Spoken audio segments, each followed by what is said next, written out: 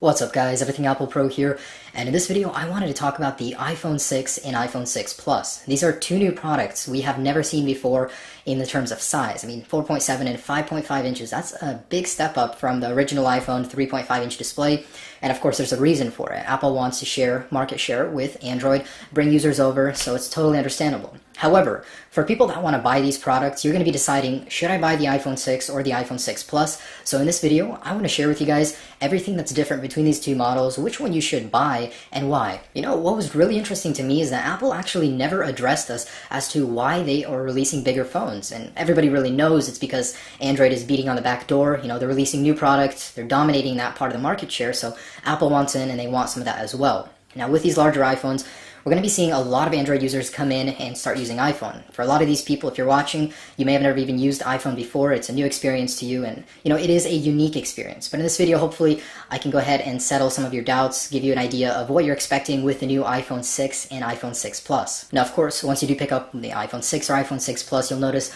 that the size is the #1 difference. You know, the 4.7-inch model is already a big step up from the 4.0. There's a lot of extra screen space, and you know, I'll get to my opinion at the end, but it's a really good in-between between the 5.5 and the 4.0 of the 5S. The iPhone 6 features a 4.7-inch IPS display.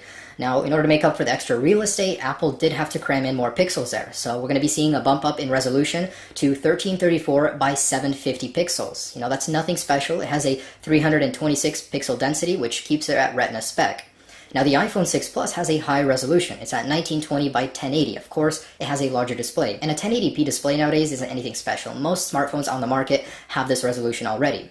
So the pixel density is a little bit higher at 401. So if you're viewing content, picture movies, it's going to be a little bit sharper on the iPhone 6 Plus due to the extra pixels.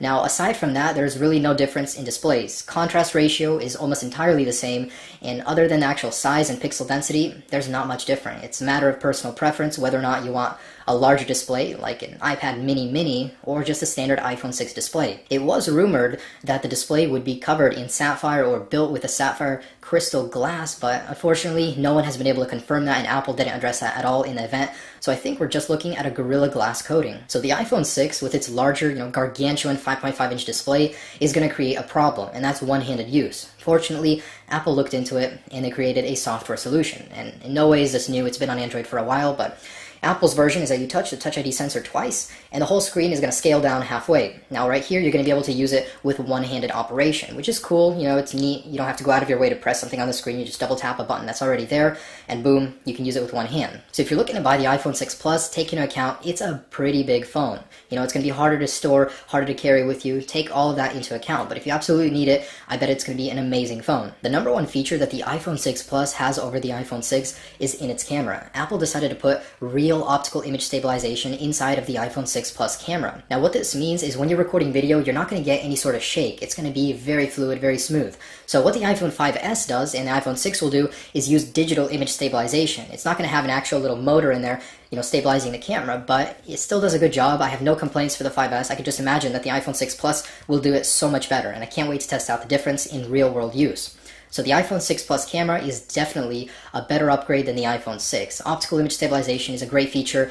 You know, it's very rare nowadays to find in any mobile phones. Another major selling point of the iPhone 6 Plus is its battery. Because it's a larger phone, there's a bigger housing, more room for a battery. So Apple did just that. They stuck a huge battery inside of the 6 Plus. It's rated somewhere around 2900 mAh versus 1900 of the iPhone 6. So what that translates to in actual daytime usage is pretty impressive. For music playback, that's 80 hours versus 50. 3G talk time, 24 hours versus 14. For video playback, that's 14 hours versus 11. Standby time, 384 hours versus 250. About a 35% increase, guys. That's crazy.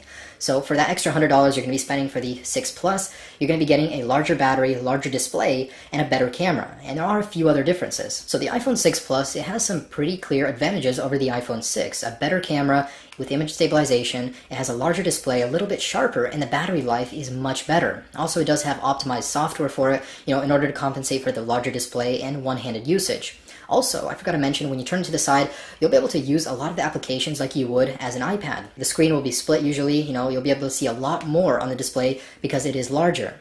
So there's a lot to consider when you want to sway towards the iPhone 6 or the iPhone 6 Plus. And I'm going to go ahead and tell you what I personally think about them. The iPhone 6 Plus, it's a little bit thicker. You know, it's 7.1 millimeters versus 6.9, barely distinguishable, so that's not a problem. However, for me, the problem is with the iPhone 6 Plus is it's going to be a very large phone. It's not going to be able to fit into most of the pockets of my clothes, and I just have the 6 right here. The 6 Plus, I just really wish I could show you how freaking gargantuan it is. Wallet. Both the 6 and the 6 Plus have new Retina HD displays that display far more than you've been able to see on your iPhone 5 or 5S. Like a bigger Android phone, it's great for seeing more of web pages, and Apple has added a special landscape mode for the home screen with the 6 Plus. On both phones, you can move through web pages and emails with swipes on the side. But I really prefer the smaller version for my smaller hands. The 5.5-inch version looks like a small tablet.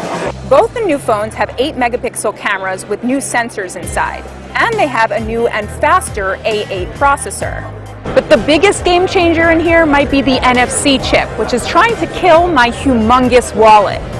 Called Apple Pay, you'll be able to register your credit card or bank account with Apple, and you'll be able to pay in stores by just tapping the phone and holding down the Touch ID fingerprint sensor. Apple's worked with lots of stores, including Starbucks, Subway, and some others. Of course, there are plenty of security and privacy questions, though Apple says, when you add a new credit card, we don't store the credit card number and we don't give it to the merchant. The 6 starts at $199 and the 6 Plus starts at $299. Both will be available for order this coming Friday and on sale in stores the following Friday. Stay tuned for our full review.